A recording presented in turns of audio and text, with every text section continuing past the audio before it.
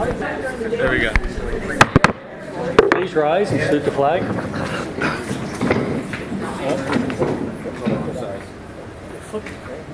Pledge allegiance to the flag of the United States of America and to the republic for which it stands, one nation, under God, indivisible, with liberty and justice for all. Make a note that the flag is on the wrong side. This is the August 14th Committee of the Whole meeting. The procedures for public participation are printed in the inside of your publication. Hopefully everyone has signed in at the back of the room. There are attachments back there for the agenda items. They're for your viewing only. Please do not take them with you. If you would like to address the board, you can do so by coming to the podium, state your name and your address for the record, and when you begin speaking, you will have 3 minutes to address the board. Mr. Almost said Mr. Martino. Mr. Kurtz, roll call, please. Thank you, Mr. Wolf. Mrs. Bites. Mr. Kurtz, here. Mr. Martino. Here. Mr. O'Neill. Here. Mr. Potts. Here. Mr. Radke. Here. Mr. Scott. Here. Ms. Twardowski. Here. Mr. Wolf. Here.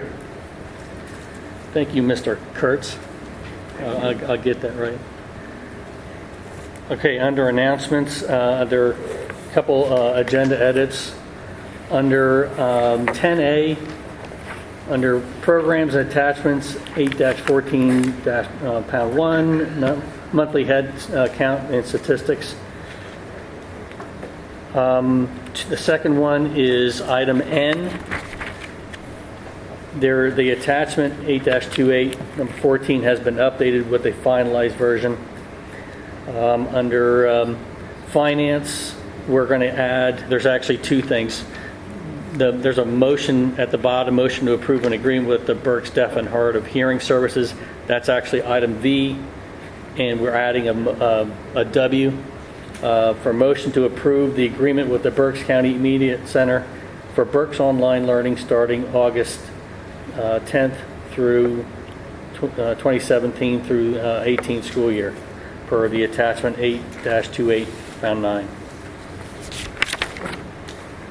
Does any board members have any other agenda items, edits? Hearing none.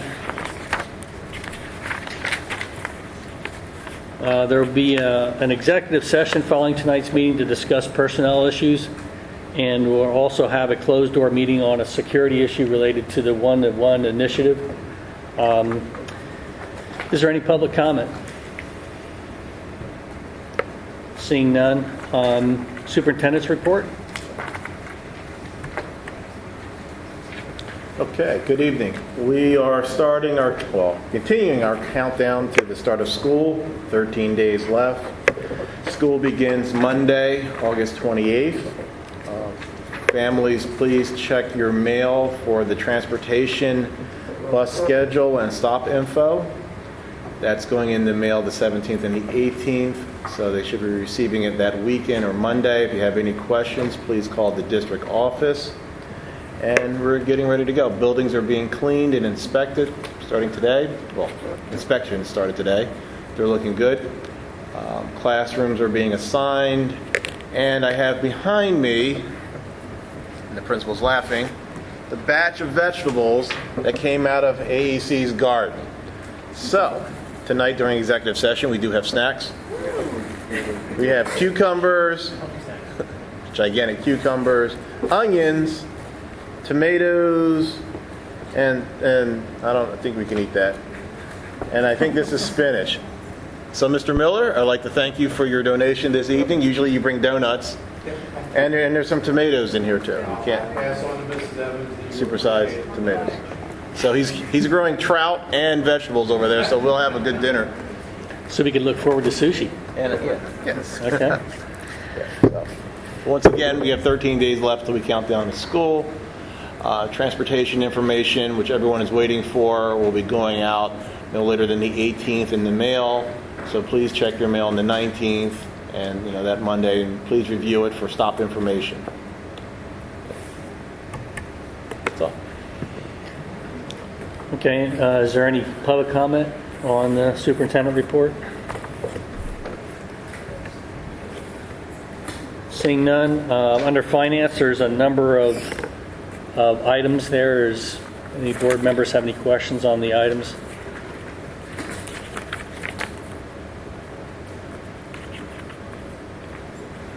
I have several questions. 7B, Mr. Harris, I know you can't discuss this in public, but in the executive section, can we get an explanation on Yes. what this is for? Well, I can explain a little bit. It's for a student. Oh, I forgot. Oop, crap. Sorry. Oh, it's for a student to attend an alternative program outside of us that I we. realize that, but I mean, we seem to be getting a rash of these Yes. lately. And executive session, I could. Please. 7C and D, aren't these very similar companies? Aren't the services they provide, according to the attachments I read, don't they provide very similar services? Jeff, go ahead. Well, actually, D is a continuation of a service required for students IEP that was in place last year. And last year, the maximum hours also was 100 hours. So this year, we are cutting that back, so we're not going to be close to that. That was already needed and in place before I had the conversation with connecting the pieces, the agency that Carol had talked about at a board meeting. The services that they'll provide are the FBAs, completing the FBAs. They can also provide the teacher training that we need, almost like the things that I asked for the learning coach that you asked me to look outside to find someone who could provide those similar services, connecting the pieces can do for us. So that's just a contract. That's a contract where they can come in and work with us. There's nothing specific like, 100 hours there. It's just allowing those services to come into the district. So eventually, if they're able to perform those services, and we do need a BCA and a student requires that in their IEP, we probably could do that all connected to the So does this relieve some of the pressure we were hearing in the spring on special ed? Yes. Yes. Yeah, this is what was asked for us to look into. And Ms. Bites brought it up. Are there any companies out there that could provide some of the service? And this is the company. Okay, thank you. 2 more questions. Item 7O, the donation for the middle school greenhouse. I guess this is for Mr. Earl. Didn't we get a donation for a greenhouse in the middle school several years ago? Yes, And it exactly. was never built? It was never built, that's correct. Why? My understanding, there's a permitting issue that came about because of that. There was some unanticipated issues in regards to electricity that was going in there. Originally, Mr. Smith had indicated that we could do those internally. And when Mr. Blankenmiller took over, apparently the work was more extensive than was originally anticipated. And what happened to that money that was allocated for the original greenhouse? It was actually purchased, it was used to purchase the greenhouse itself. It's a structure, like a pre-built type system. You have to put it together, but like the poles and things of that nature are like, we have those things. So what will this $16,000 pay for? My understanding is the additional things like the foundation, the electrical that needs to go out there, and things of that nature. I guess the original grant paid for the purchase of the greenhouse. This donation by the Blazer Foundation will pay for it to be installed. Okay.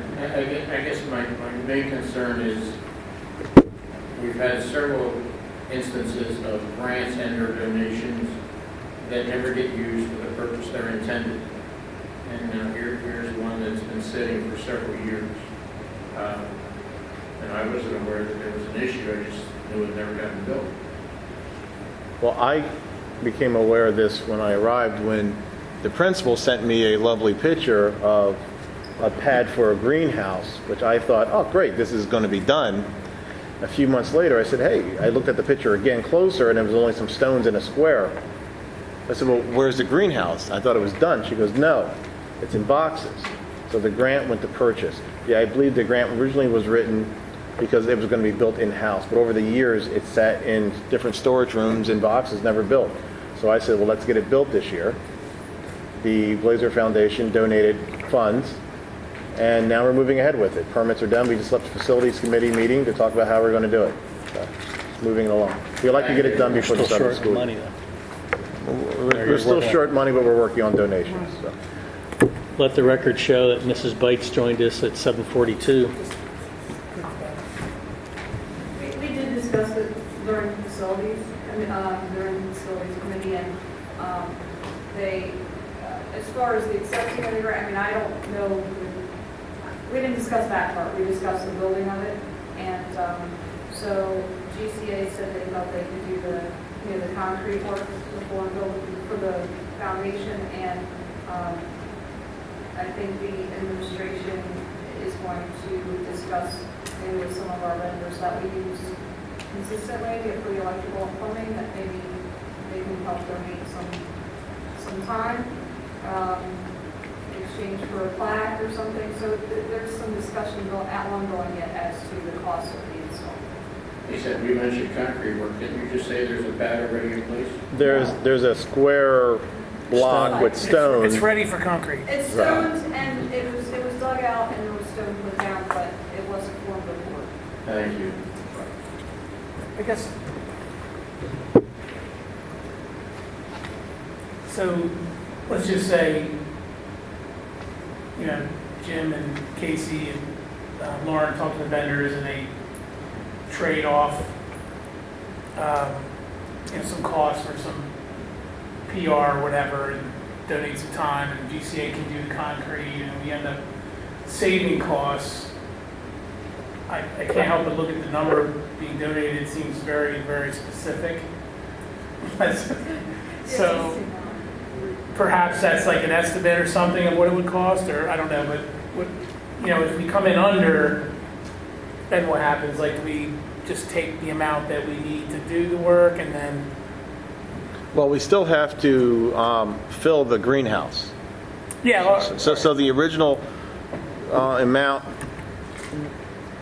was $14,000. It came in higher than what we assumed. So we were going to just use $14,000 to build it, and then the remaining balance for tables and containers and dirt and things for the greenhouse. Yeah. So 14 cents does make it seem. It does seem specific. extremely specific. the president of the foundation is very specific in his duties and roles and responsibilities. Here he is there. Not 15 cents, but 14 cents. Well, we didn't want to give you too much, so 25 cents could have been a whole quarter there. Now, the balance is basically reflecting from that initial donation when we purchased the greenhouse. That was the remaining balance that we were holding on our end, so we zeroed out the account on our end and gave everything to you guys.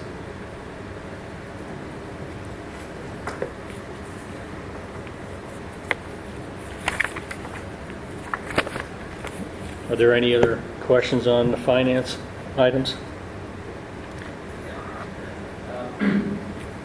Well, just a quick summary on item E, the Conrad Siegel actuarial consulting.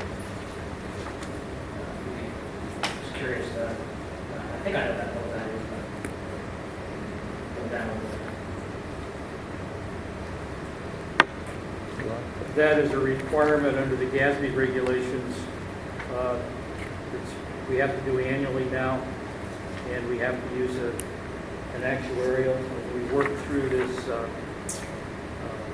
Pennsylvania trust that provides this service for numerous school districts across the state. But it now is required to have this actuarial study done annually. Is that for the health insurance or? No, this is related to our,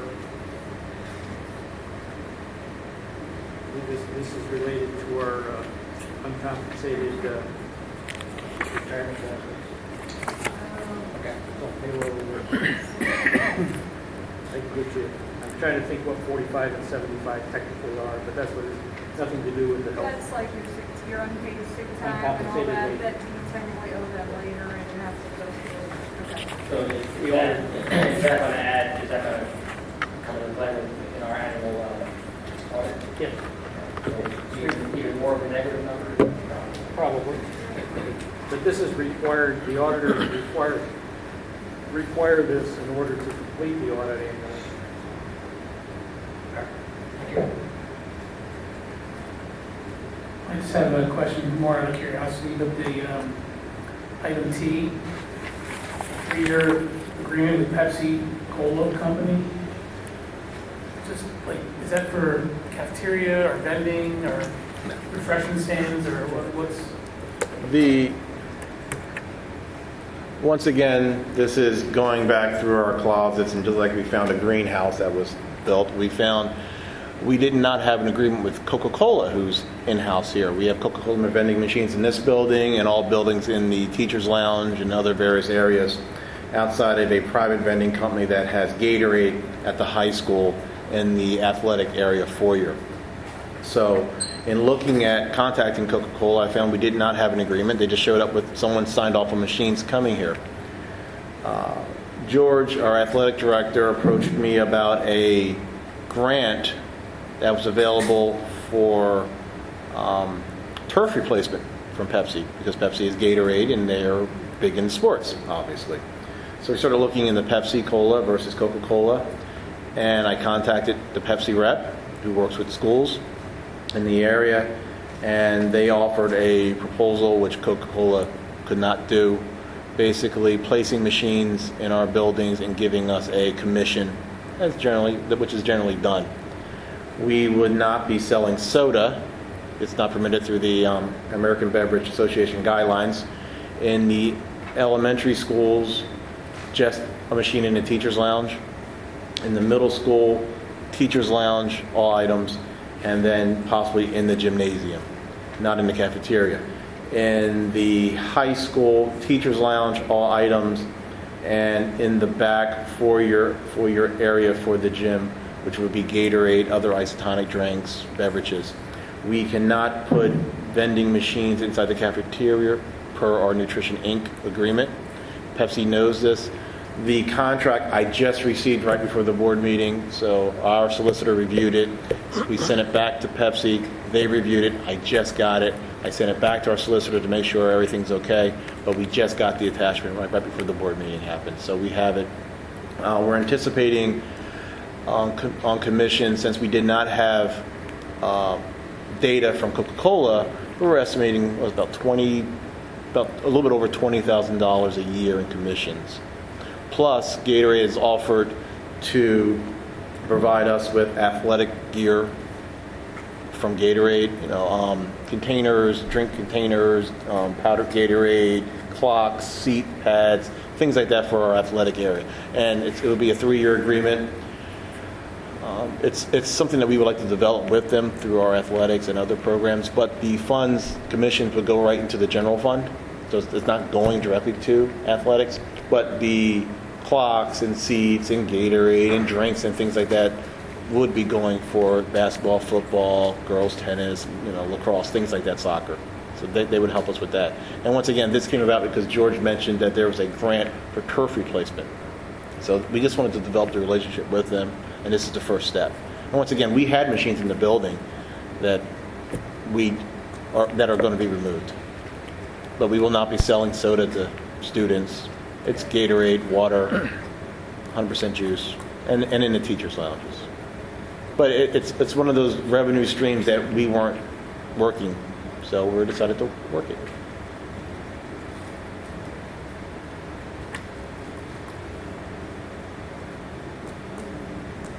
Okay. Any other questions on items under finance? Any public comment of items under finance? Seeing none, presentations by board members. Mr. Kurtz, is there any secretary's correspondence? Thank you, Mr. Wolf. I have 2 items. The first I just received from Mr. Martino, voting for PSBA officers, our review this and get in touch with what we have to do. The second item, if you'll indulge me, a few weeks ago, I went on a trip across the country, and we stopped in Defiance, Missouri. My friends were Daniel Boone alumni as well, and I stopped at the home where Daniel Boone died, and I sent a postcard to the district. If you wouldn't mind, I'll just read what it says instead of explaining it. I wanted to take a moment to, dear Daniel Boone Area School District, I wanted to take a moment to send a note from Daniel Boone's final home in Defiance, Missouri. From his humble Berks County beginnings to his frontier journey to his 1820 death in his son's mansion, Daniel Boone's adventurous spirit lives on in the students and staff of the Daniel Boone Area School District, and it has been the honor of my lifetime to serve them and this community. So thank you to everybody again for allowing me to serve on the board here. But here's a postcard, I'll pass it around. I thought that was interesting considering here we are where Daniel Boone was born. And then a group of Daniel Boone High School graduates going to see his final home. And it's a beautiful venue. Again, right outside of St. Louis, Missouri. If you're ever in the area, stop by. You can see it.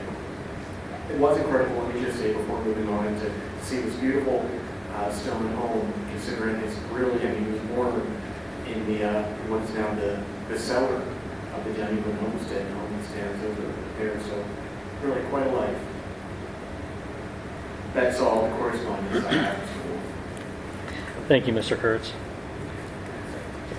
Other presentations by board members, BCIU, Mr. Rathgeb, you didn't meet in July. I assume the same for you, Mr. Tradowski. So we will not have any reports for those two items. Student government,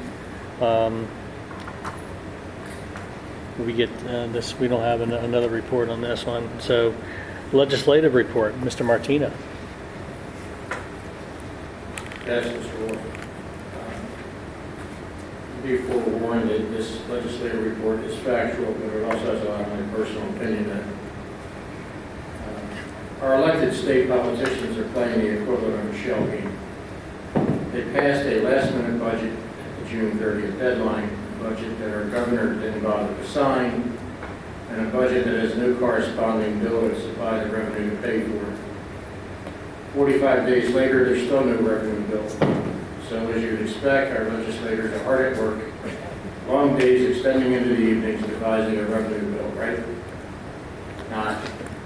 Our state representatives are on vacation and have been for a few weeks, not scheduled to return until September, although they're on notice they may be recalled sooner. The state Senate did approve their own revenue bill, one that includes increased taxes on individual taxpayer utilities and other ideas that are unpopular in the House. The state House, on the other hand, is looking to once again use smoke and mirrors, discussing expanded gambling and barring against future tobacco lawsuit payments. So the two entities are nowhere close to an agreement. The bottom line is that until a complete revenue and spending budget is enacted, we cannot be certain how much money Daniel Boone School District will receive for the 2017 school year, or when the state will actually have the funds appropriated for us. Why, you may ask, do our elected officials do this? The answer is simply because they can. There's little of any outcry from the public, evidenced by the same politicians constantly being reelected year after year, and all but no investigative reporting done by our local news media. This is evidenced by three things. Governor after governor, legislator after legislator runs for office promising school property tax relief. And all we have actually received is the pittance reduction each year from the casinos. This while the casino owners are enriched beyond belief. And the second item is Vanguard and other investment firms for the past several years have produced double-digit returns on investments with very low fees charged to their investors. The state pension system, on the other hand, keeps going further into debt, getting low returns on investments while the paid money managers are charging millions, and then simply turning to the taxpayers to make up their deficit. Daniel Boone Area School District recent fees response have escalated $1 to $2 million per year. Think of this. There are 500 school districts in Pennsylvania. So does that mean that there's a deficit of $500 million to $1 billion a year? When will it stop? It will stop when our news media stops printing happy talk and our citizenry stops sitting on their duffs and take more interest in where their money is going and why. We have no budget. At least none that's paid for.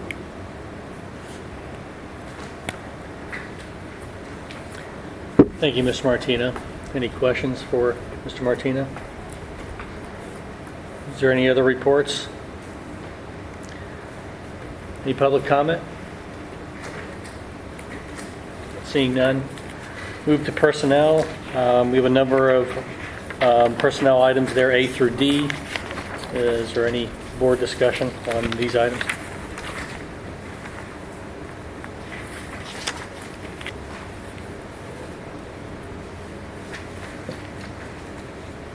One question, 9C, 3B. 3A says who the person's replacing. Is Donna Hinkle replacing someone?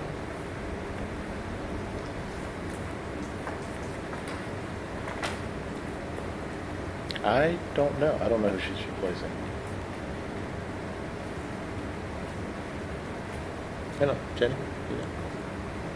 No, I don't know. I don't know who Donna Hinkle's replacing. There was only one girls soccer coach last year for both 7 and 8, and now they're in 7th grade and 8th grade, so you're not really replacing anyone. This is one of those areas at the middle school where per contractual agreement there's a 7th and 8th grade coach, but for years there was only one coach being paid for 2.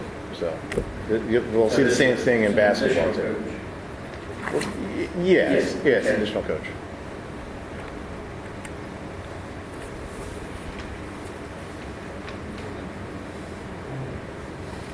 Any other board comment? Public comment? Seeing none. Move to 10 programs. Are there any questions on any of the motions that appear there? I guess I had a question regarding 10, I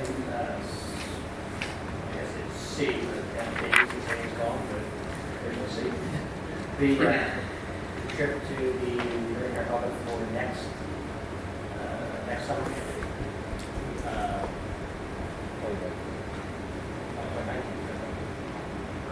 Tuesday.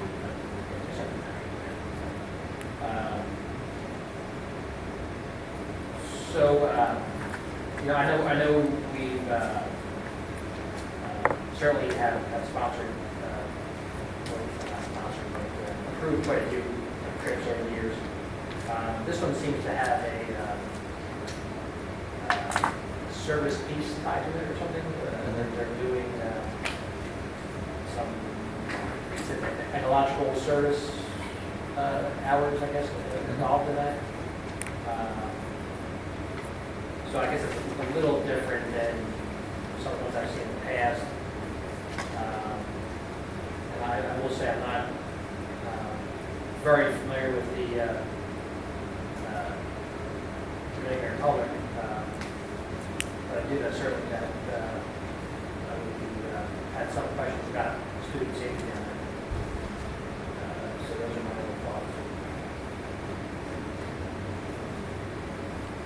I know it's not, obviously, Dominican Republic and Haiti are the same island, and Haiti definitely has some issues. But the Dominican, I know certainly has its problems as well. So, just curious about if the other schools have gone down there maybe about this? Or? Yeah, can you talk? So this trip, first, there's now a kind of a component that, in this case, conservation project, but what I talked to Sue about is taking these trips and these immersion trips are fine, but is there more that can be done in kind of service-based cases? She kind of started looking around, and this is what she liked and showed. They're in a secure, I don't want to say resort, but a secure area. But there's always a risk anytime you go out of this country. But it's run by an educational tour company. So they manage these things very familiar. $80 million.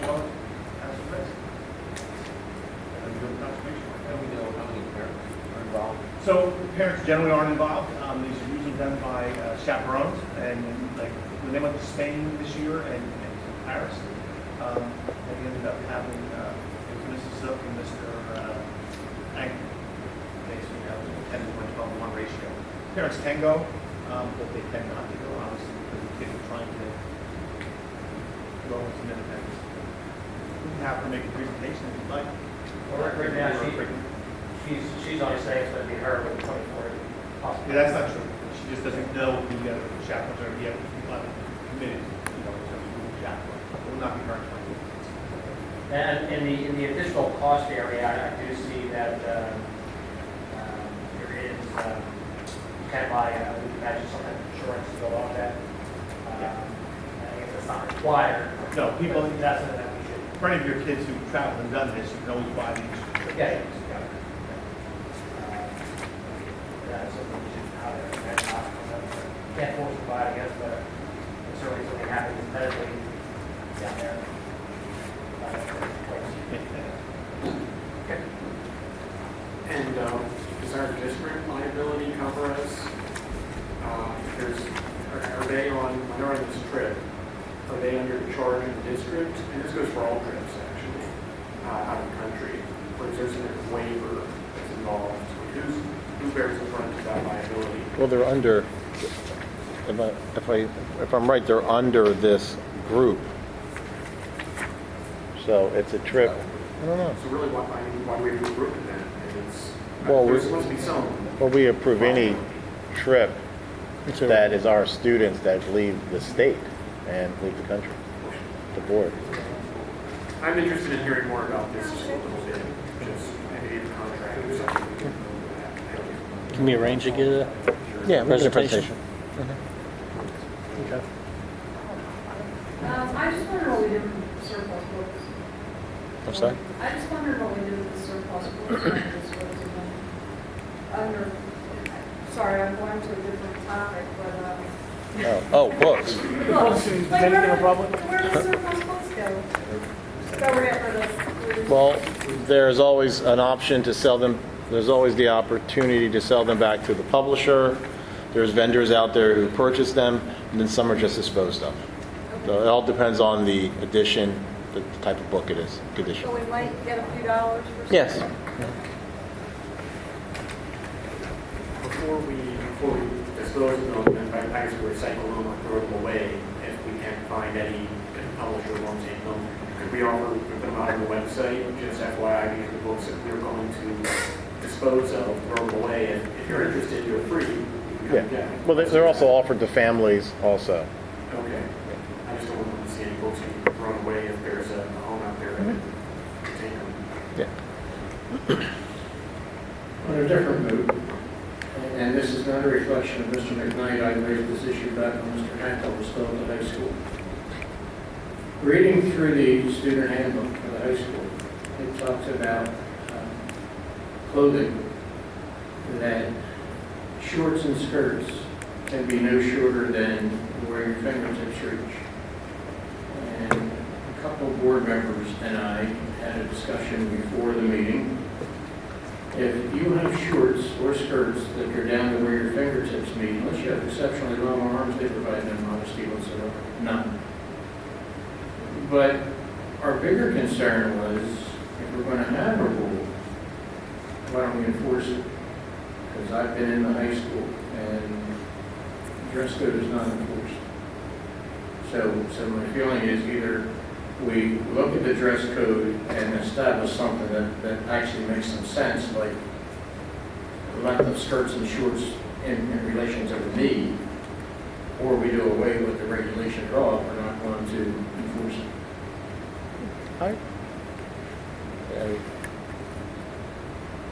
I could say I've been at the high school a number of times in warm days and standing in the hall with Mr. McKnight, and he has pointed out, hey, that's too short and you need to go and change. But it may be the days that we go. I don't know, but that's something that we could look at doing, making sure that it's enforced all around by all staff. Because unless he or one of the principals sees them, if the teachers don't enforce it, that's a lot less eyes, so. But once again, I've been with him, and he says, hey, that's too short, that's not appropriate, or shirts, or type of clothing, emblems on clothing also. But that's the thing. The school principal can't be everywhere at once. Sure. You got a teacher in every classroom. They need to be made to enforce. Yes. So just FYI, for everyone's application, teachers are directed to start homeroom by doing a check for both. So we get stuff that come down, and some people do it, and some people do not do it. And then if we see a student, go back and try to have a conversation with teachers, and this is whoever. And Mr. Schwartz have had conversations with teachers about that accountability. In all honesty, here's what we get a lot of. We enforce the code, and we usually send them to the library, and the library to the nurse to get sweats or whatever to cover, or they can call their parents. Of course, when the parents inconvenience, then they often say, well, I can't get shorts that length. And so that's an issue. When you talk about, is it enforceable, not enforceable? Those are kind of some of the pieces that go around. I would suggest that you get 4 or 5 people and look at where their fingertips come to see if that rule really makes sense.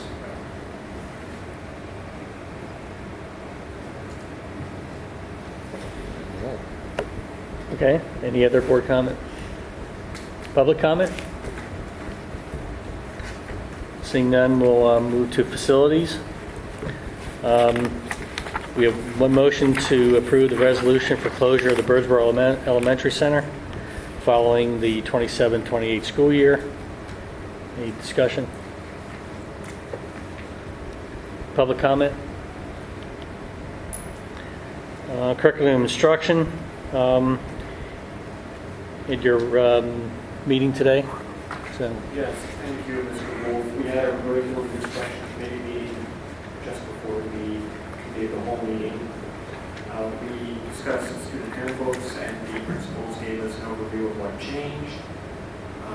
We received an update on curriculum writing throughout the school district. The Spanish high school foreign language curriculum is in the process of being rewritten. At our next meeting, when we receive a presentation required by Act 339, this will be a presentation from our guidance counselors. So if you have questions about guidance, feel free to come to our next curriculum instruction committee meeting, and we can have those questions answered. It was a pretty brief meeting. It was for the official topics we discussed. An invitation will go out to faculty before school starts, reminding them that they're welcome to attend the curriculum instruction committee meetings and participate as well. That's all I have. And your next curriculum instruction meeting is scheduled for September 11th? The day before, right before the committee of the whole, whatever day of the week that is, I'm not sure, or day of the month. Presumably that's right, before September 11th. Okay. Mr. Kurtz, question, what were the highlights on the changes to the handbooks? There weren't many. One item was vaccinations. I recall there's a new law entering into effect in Pennsylvania, and I believe the students, if they don't receive the proper vaccinations, they'll have to be dismissed from school after 5 days until they receive those vaccinations. That was a change that I believe all schools made. Everything else seems to be pretty minor. If there are any principals who'd like to add any changes that they think are major, those lights might be interested in. But other than that, it is September 11th. I think other things at the event. Now, in Pennsylvania, there was another change in the law that if a student experiences anaphylaxis, then it's the expectation that an EpiPen will be used and the parent has to opt out of using and using his or her shot. Thank you, Mr. Kurtz. Any other questions for Mr. Kurtz? Public comment? Extracurricular committee, Mr. Rathgeb, you have anything to report? Well, we actually did meet, I guess last week was June? Late June? last week of June. Yeah. I actually had taken out my notes to review them and prompted up and help. But if I'm correct here, maybe Mr. Matz and Mr. Lemay can concur. It looks like the recommendations are actually on the website. Yeah, we lowered the fees. Recommendation was for fees, first sport at the high school, and this was after the fact that we were kind of had to backtrack after our thought to have across the board fees, which Mr. Super said. Look at that again. So the new recommendation was first sport at the high school, $100, middle school 80, second sport 75 at the high school, middle school 50, and family cap of 300. And then meeting clubs as is unlimited for a $50 annual fee. So, and as I said, it is actually that's what's on the website right now. So I imagine Mr. Schmidt took that to that. So. Well, we hadn't discussed it or voted on it. No.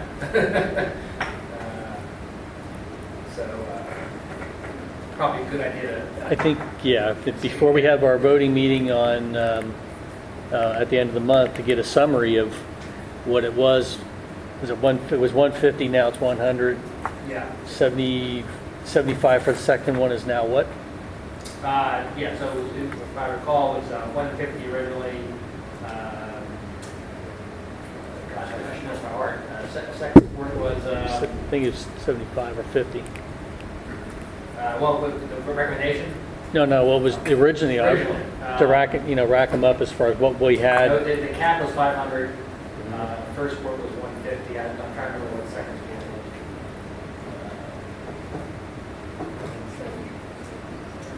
With the old policy, yes, we left that the same.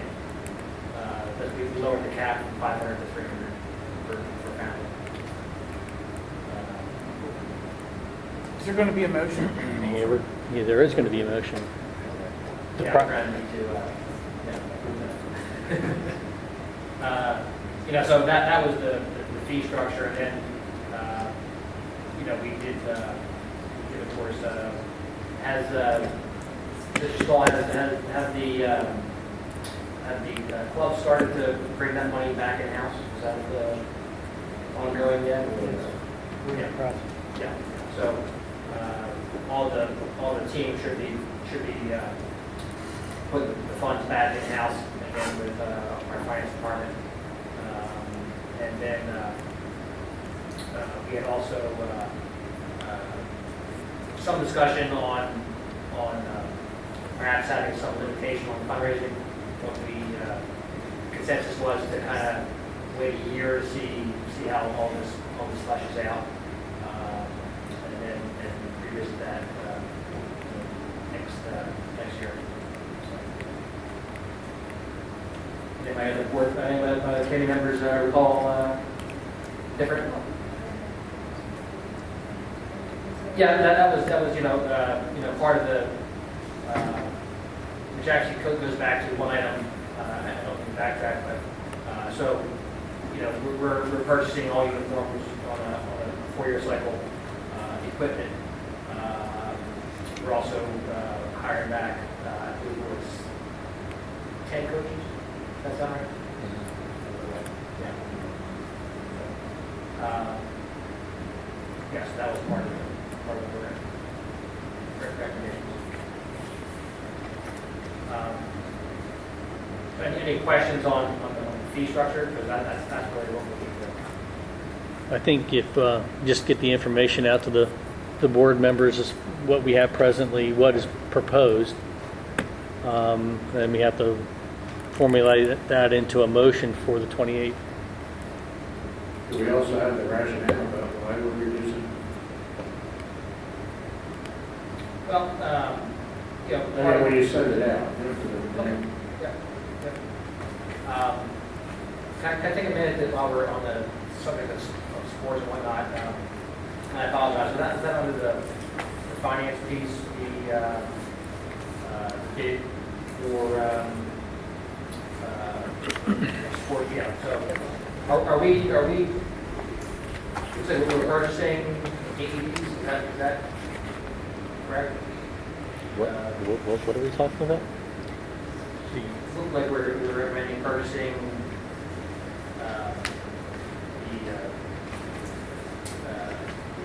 the defibrillators. Yeah. The AEDs? Yeah.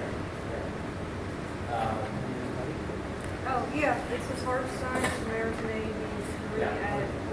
Where are they going Here's to the be? kids they hang on the wall. Are they going to be stationed? Are they portable? Or are they? I would assume, Which one is he talking? well, I don't know, it just says Heart. Which item is this? You have to. This was under the bid for all of our gear for our. You won't, it's not in there, it's No, it's in the the attachment. attachment. In the detail of the attachment. Which motion? Oh, M? Yeah, M is in Mary, and it, in the thing I'm online, it has the.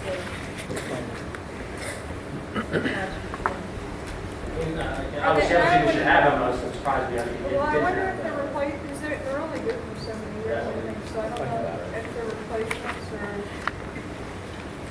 What I was told, M is the replacement. That's what I was told. All the items under M were the things that have to be replaced. Okay, so Annually. they met their shelf life. That's what I was told when I asked about M. M is We only replaced. just do have AEDs, they are replacements for the AEDs themselves, so when you get here, we have an AED. Yeah, I probably have. Yeah. Yeah. Thank you. Does anybody know what's on the old ones? I didn't know if they could be refurbished. I don't know. I don't know. The batteries are not replaceable. Okay. They have to be sent back to the factory. I don't get your question, what they can do with them, I don't know. But the pads dry out, so Right. there's a shelf life on the pads and the battery We're itself. buying pads.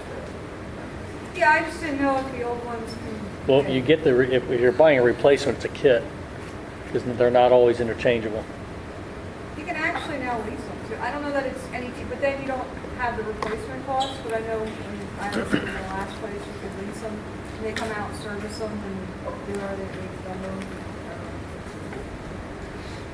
Mr. Hurley, do we have, like first responders in the building that are trained to use all that? There are people who know how to use it, whether athletic trainer or nurses, anything. Instructions on All of our instructional aides are trained. All of our instructional aides for first aid. There's at least, there's Is any a, of the staff trained? Teaching staff? there's a board member that's certified. I'm certified. There you go. Yes, he is. For our wellness committee, this is a thing to do. I know when you receive CPR certification, they also do AED certification.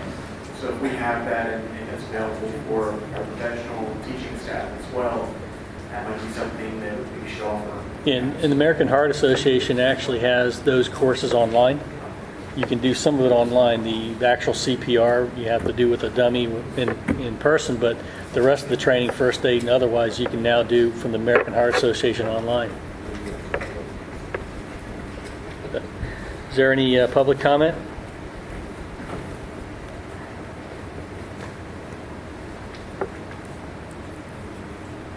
Good evening. Just a couple quick questions. Can you state your name and address, please, Mr. Miller?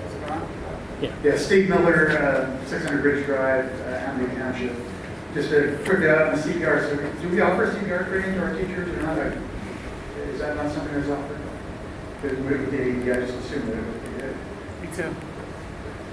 Okay, my real question was, the activity fees and stuff happened with that, I was getting a direct check, and apparently hasn't been approved yet, the amount, but the other thing that caught my attention was the band, the marching band is listed as an activity fee. I thought that had been removed. Is that still on the website? It's on the website. Yeah, that was voted right. It shouldn't be on there. It's not curriculum, right? Yeah. Yeah. So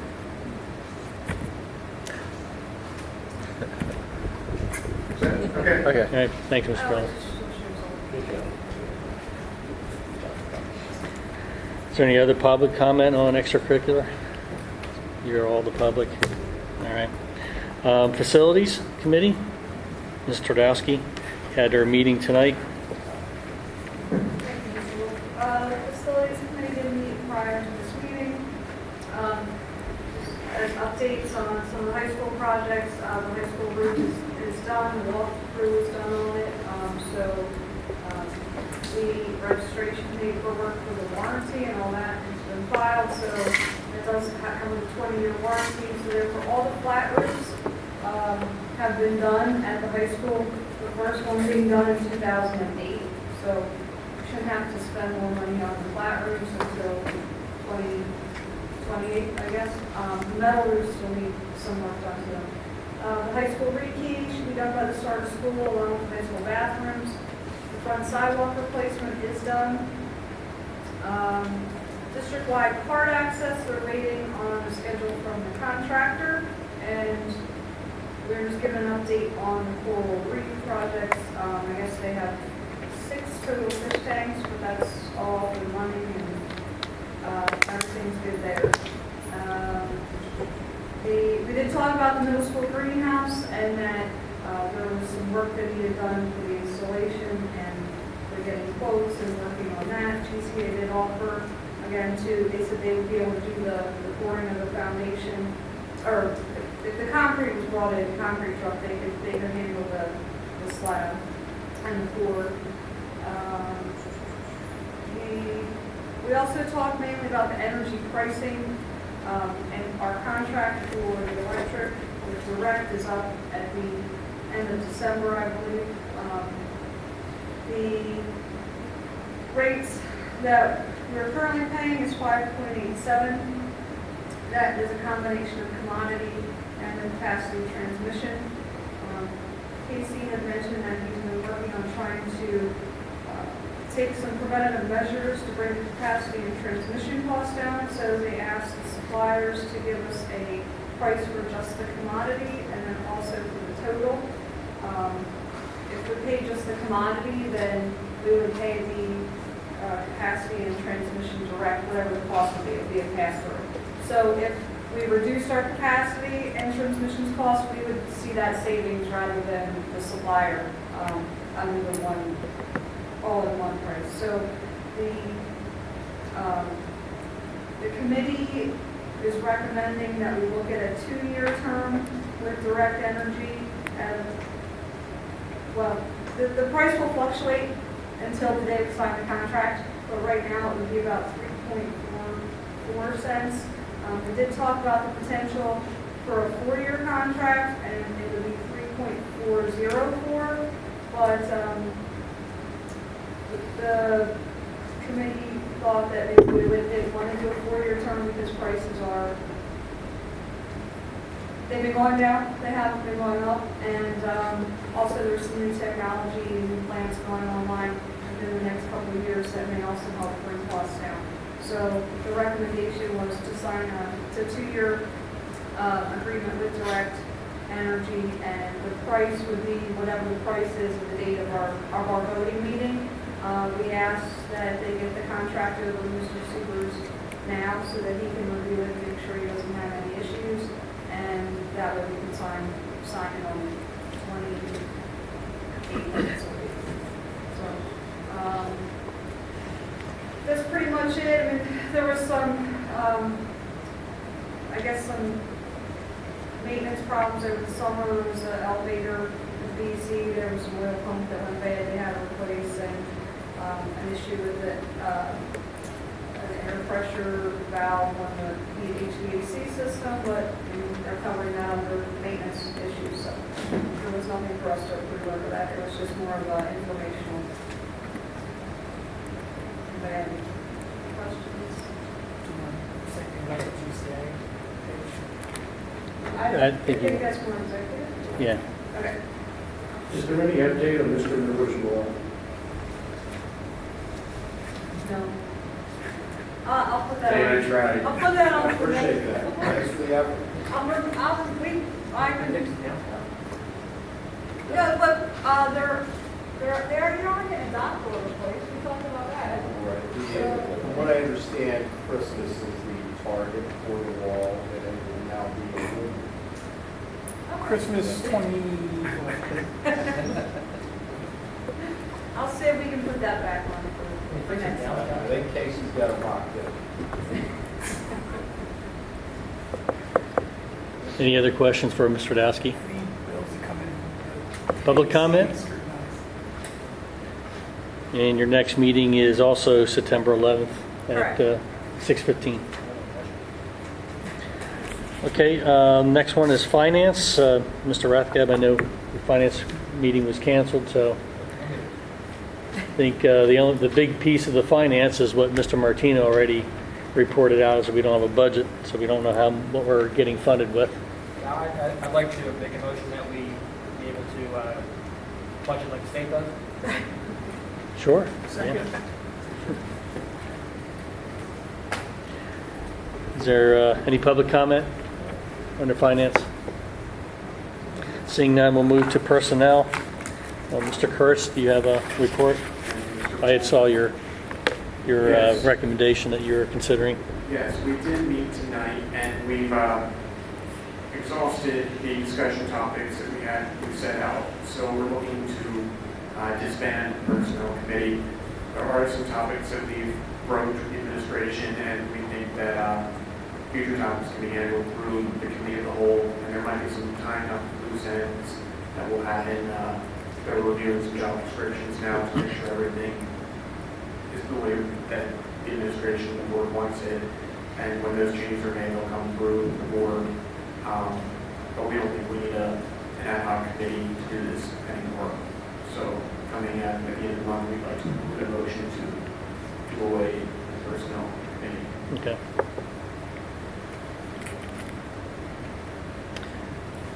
Any board comment? Public comment? Seeing none, we'll move to policy. Mr. Scott? Our last meeting was in June. We'll be meeting again this month on the 28th. As of our last meeting, the items C and D on the agenda are the policies that we're moving forward for review. Most notably, the series of 113 is going for second reading, which will hopefully get those inked and established on the website. That's really about that. Any questions for Mr. Scott? Any public comment? Seeing none, we'll move to transportation. Mr. Okos-O'Neill.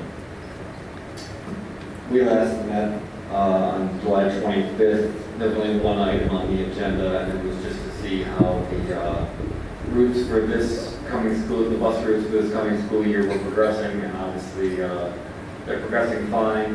As Mr. Harris said, they will be the mailing with the bus routing information and stop information will be going out no later than this Friday the 18th.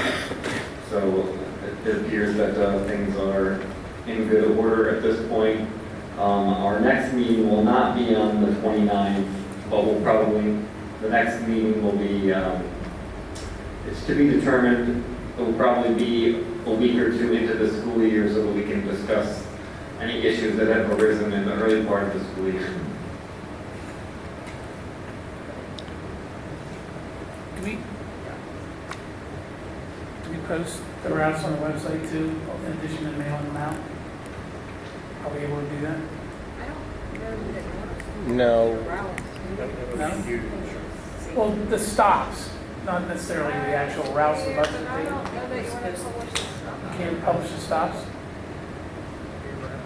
I'm sure that we can, and there was some discussion of whether that information would also be available, like you said, hosted in some way, so that as opposed to just checking the mail, you could, parents could log in and check. There'd be some way to do Or that. just post that there's going to be a mailer sent out so that people don't get it and check it when they, I just looks didn't know like if there junk. was a safety concern with posting the out stuff. I think it could be, but The other question is, why do you need it on the website if we're down or down? Do you read every piece of mail you get? Yes. Oh, the parents read those kids are very on to that. Yeah. He's retired, what else does he have to They wait do? on the door for that. You're the one. We got to support this post-convention. I like the login idea. Like, I don't know if there's a way you can do it, like, almost with the. I think it's just good. A lot of information. I feel that, with the changes that often happen in the beginning of the year, I don't know that you want to necessarily post that because it could lead to confusion. Well, I have a question here, actually. Using the Home Access Center, can't you already do something like this? Parents can log in, that's where they get their grades and all that information. Couldn't you use that as a distribution network? We are looking at various options to get this out to people, so.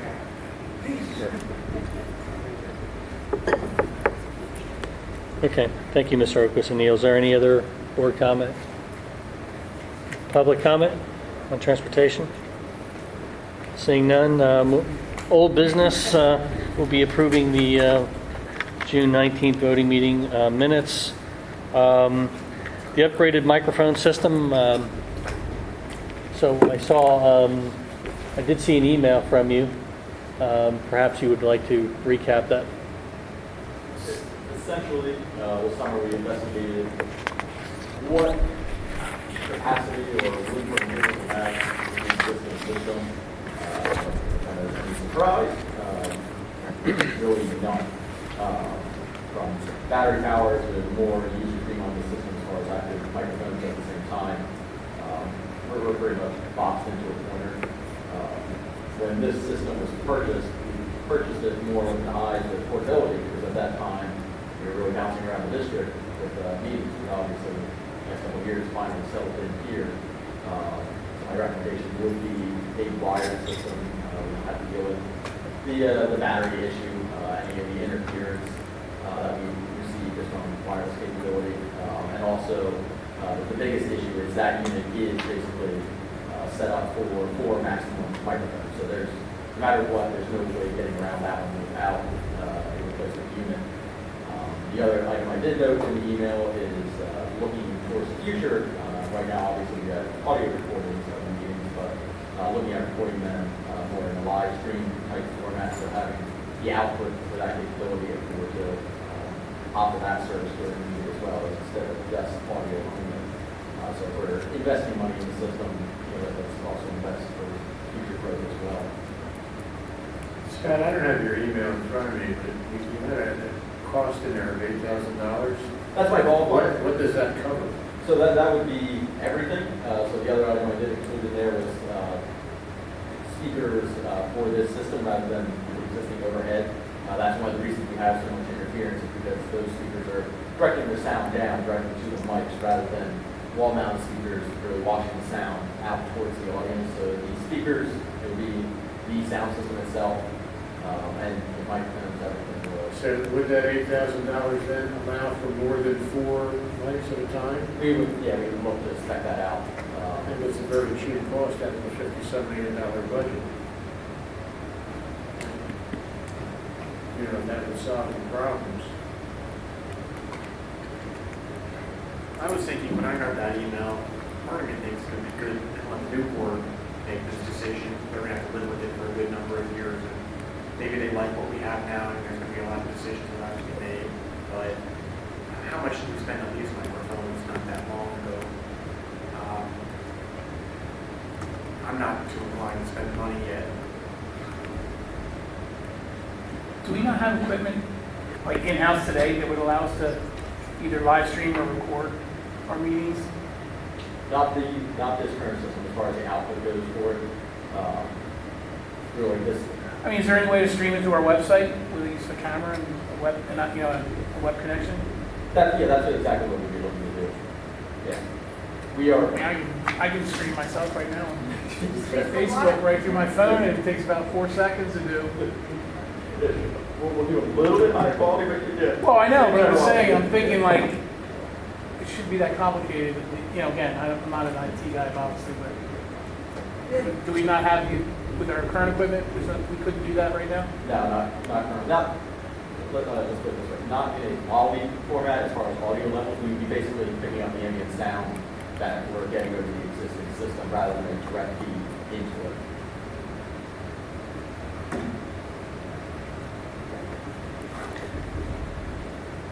Well, my question is to bring this to conclusion, so we ask Mr. Matz to go through the exercise of getting of pricing this out, and we vote on it up or down. I mean, I'd think rather that's spend the fair. money on having the ability to live feed it than just to get a new speaker. Yeah, I don't necessarily disagree with you. I just, as a question was asked, Mr. Matz went out, got the information. Mr. Martino, as at least one board member, feels it's worthwhile. I'm just asking the question. If I heard correctly, does the $8,000 include this live feed capability? So that's what I'm saying. Jeff, it seems to cover all the bases. Well, I think Scott, the live feed would be when you upgrade this, that it has an output that you can take in a digital format. Correct. Because this is all analog here. Yeah, there's other components that sound systems have, also just even for camera feeds that it can activate with just different cameras. That's the new technology that's come out since then. That is a standard thing of many of these systems. But yeah, it is, the cost I estimated was an all-in cost for everything, basically the speaker, sound system, and the additional capabilities. I have two questions now. If we do this, how much extra would it be to add live streaming? If we could add live streaming next month, how much would that cost? That's a good question. Because that's only Really? a little bit more. I'd like to do that. Yeah, we have. It's not so much it's not so much an equipment challenge. That's a human resources challenge, just having someone available as far as camera and that sort of thing. But we're in the process of trying to revamp the multimedia club up at the high school. Yeah, this could be a great way to. Yeah, so the idea has been tossed out, but we haven't firmly looked towards that commitment as far as that goes. But it's less of an equipment challenge. It's more just having the.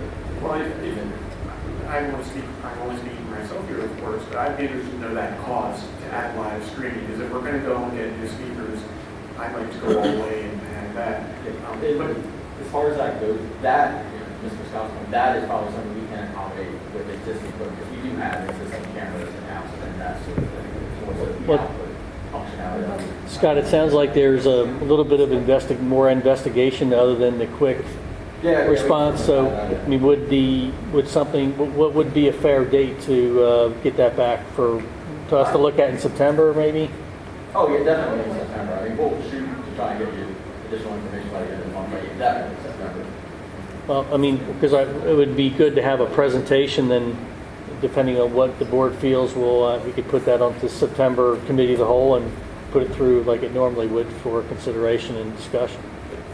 Okay. I would, well, the two, I don't know, can we get any like trading value or anything for the system that we have now? You'd have to lie and say it's really great. Well, here's what I was kind of thinking about. If you're going to replace that for the overall board meeting, your meeting, for the facilities, you don't have a microphone system at all. Okay, so sometimes you have multiple meetings going on, so it's not something, unless somebody be willing to purchase it from us, because I'm sure this is limited by bandwidth, which is why you can only have four desk sets pair with it.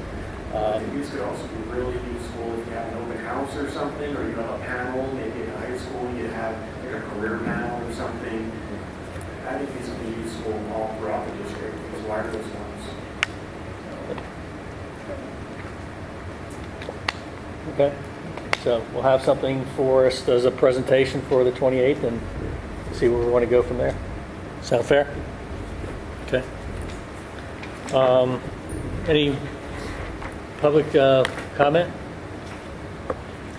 All right, moving on to new business 20.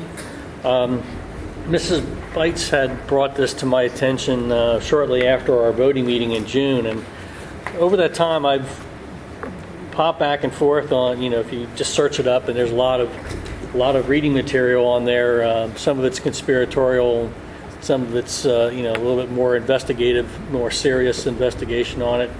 So there's a lot of information out there. Ms. Bites, I think if you would mind to... Sure.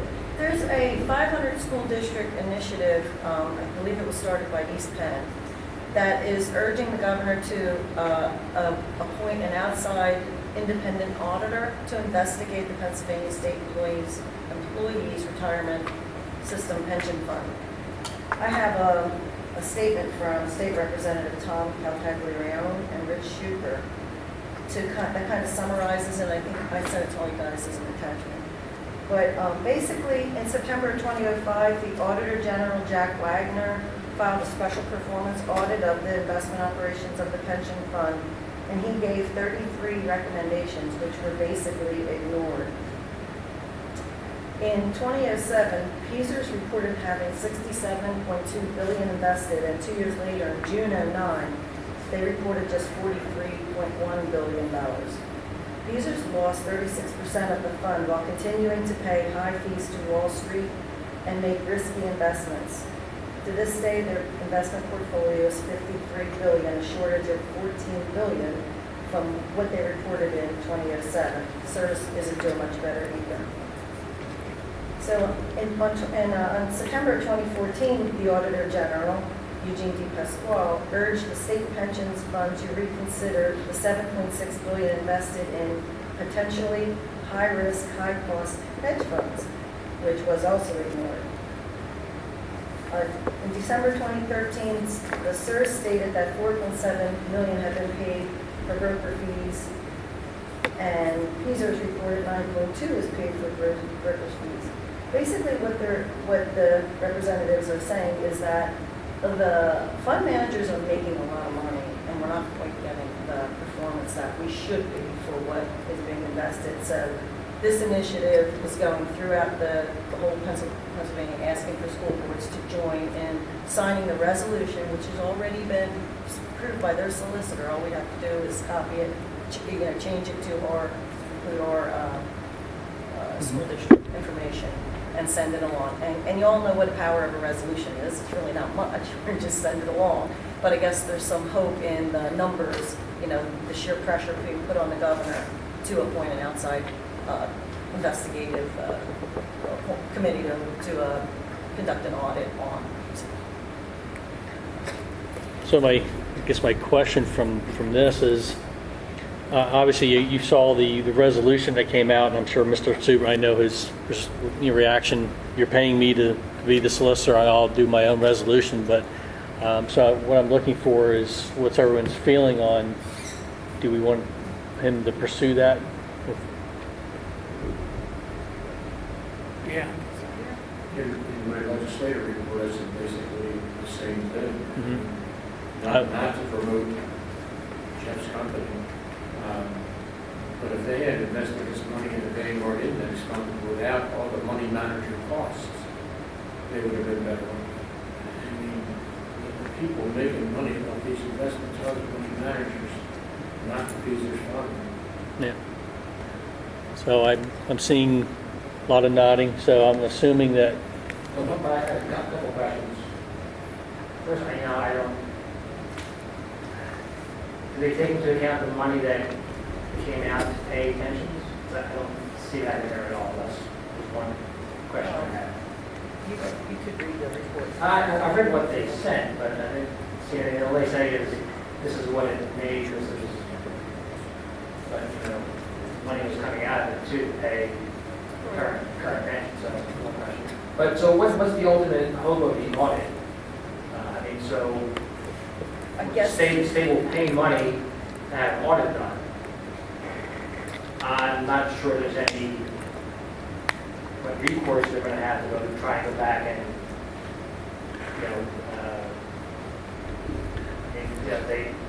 did they perform worse than the market, better than the market? They might have performed a little worse, but I'm not sure what they could hope to prove by. And I don't think their fees. I'm not sure what their fees were. I don't know what percentage. I don't know what percent they were getting. I see the dollar total, but it doesn't tell you what percent they were charging to run those. So I think from my I standpoint, think the resolution needs to have an enforcement line in there because, as Mrs. Pike said, there were 30-some recommendations made and they're all ignored. So you're going to hire an outside auditor who's going to make a report, make recommendations, and they're just going to be ignored and money is wasted. yeah, I think from my end, I just want to know, all right, was there something nefarious going on, or is just, I mean, obviously, And was there, you know, probably, knowing our state, was there some handshakes and some, if nothing else, it should be a roadmap for what not to do going forward. If obviously there was investments that they were making that were high risk, most likely high yield, and it just happened to hit when the housing market crashed, But I mean, it's a strong force of saying, there's got to be some accountability here, and if it's not the school districts holding the pension managers to the feet of the fire, then who will? Since obviously our trade group is the not. problem with, I'm not going to speak to your knowledge of the industry, but when you have these pension funds making assumptions of returns that they know are not very bright hopes for what they were expecting, and you get the returns you get. That's what the market does. But they're assuming a static rate of return, and we're going to make 8% a year every year, and it was lower than recently. But I mean, at the very least, there's questionable suitability. I mean, you have the money's meant to be spent and paid out to retired folks, right? Retired teachers. Why are they investing a substantial portion of it in high-risk hedge funds? And I mean, Jeff, all that pension stuff is highly regulated. So all investments, there are regulatory bodies that have to approve the way that all pension funds are invested. So the risk. Who approves it?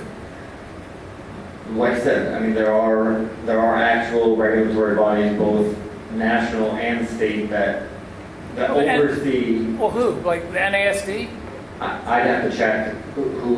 I don't know who does PSERS, but there are entities that make sure that. Well, there's a legislation. There's a hierarchy of that would lead you to believe that it's regulated and that it will eliminate from wrongdoing from happening, but more likely it's just a process that's been put in place to make people believe that it's regulated heavily versus regulated appropriately.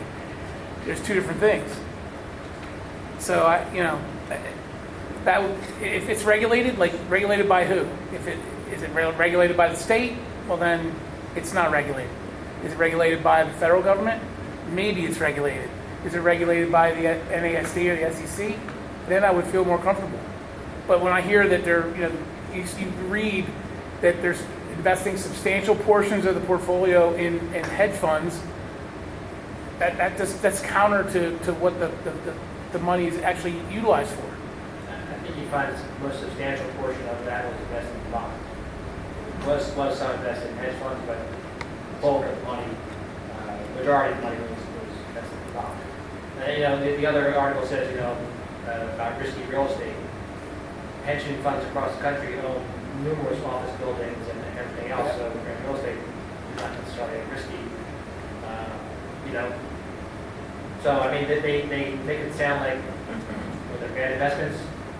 Well, did the hedge funds promise things? I'm sure they did. Did they deliver? Probably not.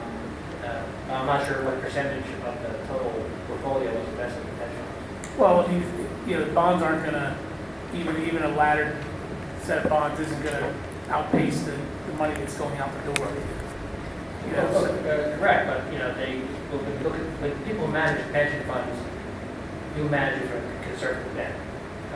So they do look at trying to what money that's being paid. They do try to match to a certain type of bond portfolio to see if they can, and then grow the money with some other equities or other areas. The fees, it's hard to understand because does it consider the? All right, how about maybe you guys want to have a beer and have a sidebar and you could talk about that? And I kind of going to go back to what. Aside from the beer, I think this merits an up or down vote Well, in 2 weeks. exactly. I just curious what the ultimate goal of this whole proposal was, because we're going to pay more money to accomplish nothing, or And then they throw it in the trash, it's kind of like, well, why bother spending? Really, do you think what Daniel Boone School District asked for is really going to happen? Like, we carry a lot of weight, but if the state's going to do it, they're going to do it because they're getting pressure from other people, not necessarily the school districts themselves. But even though it has really hit us the hardest, since Harrisburg isn't taking the issue, we have no choice but to do the issue locally. So, it seems futile, I agree, but it seems like we should be doing something. For us, to stand up to this burden. I think for in 2 weeks, I got the general opinion that we want to move forward with having Mr. Suber's draft the resolution, then we'll vote on it at the end of the month. Can I just make one more comment? Go ahead. From this statement from the representative. In 2012, the New York Times reported 46% of the assets were in riskier alternative investments, which included private equity, venture capital, real estate funds, and hedge funds, all having high administration fees. And that it was one of the most riskiest pensions in America. I think it's the administration fees that they're saying that should be driving the investments, what seems to They be. should probably put the pension fund out, the management out for proposal for bids. Well, it's like an individual broker pushing annuities because they get the most in return on annuities. It's the same thing. Well, I think they might also be looking to investigate or consult into account the board that oversees the users, because it really, school board members, there's a school board member representative, any one of us could have run for that position. We're not necessarily qualified to do that. Some of us may be, but also, there's a lot of folks who are put in there because of positions, perhaps in the union, because they have some criteria. There's a gubernatorial appointment, so I think there's a lot. It's kind of the names of bureaucracy too. Anyway. Okay. I have an item to quickly under new business, just a question. So we get these in the mail from PSBA every year, it's the school leadership conference. And I was just wondering, I had called, I don't know who brought this up, might have been Dr. Otto or maybe Mrs. Bersha. If a school board member wanted to go to one of these things, what would be the procedure for doing that? Do we have money set aside for board members to go to conferences? It would appear as an item to approve on the agenda.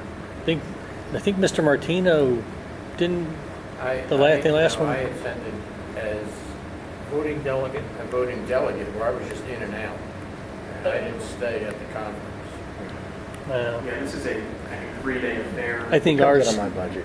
Yeah, I think I was more when we went for our PSBA training when we first new board members. That was approved by the board at the time. Right. I think So- we've done a license together. Well, that's the question. I don't know. If we did have money set aside, Yeah, it comes out of my budget. Something you would be interested in? I might be interested in going to this, but of course I wouldn't be willing to pay out of pocket because it's crazy. What would be the benefit? As much as I love doing the school board and stuff. What would the I guess. benefit you'd expect to bring back to the district? Well, I think the advocacy information is interesting. I don't know what we're talking about. Lots of interesting panels. I can provide a report if I were to do it. I'm just throwing it out as an idea to figure out the procedure for, if there's no interest in sending a board member one of these things, then I won't pursue it. But if this isn't really entertaining, then I I'll. think it makes sense if you want to go. Okay. Yeah, if you want to go, make a case, and we'll decide. I wouldn't stay at the Hotel Hershey. I'd stay at the cheaper option. We know you don't have to pay you mileage. So. Is there a campground nearby? It's a hospital across the street. Okay. Bus stop that's covered. Okay. I wasn't sure, I don't think I saw on the agenda, I wasn't sure if we could do discussion up, but did have a item when we were out that needed to get discussed was the sports agreement with First Christian. Did I get that right? Do we need to actually? Oh, good question. We had, That's not on the agenda. That could be on the voting meeting, but yeah, because of the timing, it was kind of done as a straw poll Yeah. that we would do it because of sports. yeah, You really good have to catch. get it I on the- mean, we can put that on, Yeah. you know. Did they respond? Did we have any students? Yeah, I believe there's a couple students. It was for football, and that was it. Thank you, Mr. Rafko. Is there any presentations by the public on any issues? Seeing none, do I have a motion to adjourn? So moved. Second.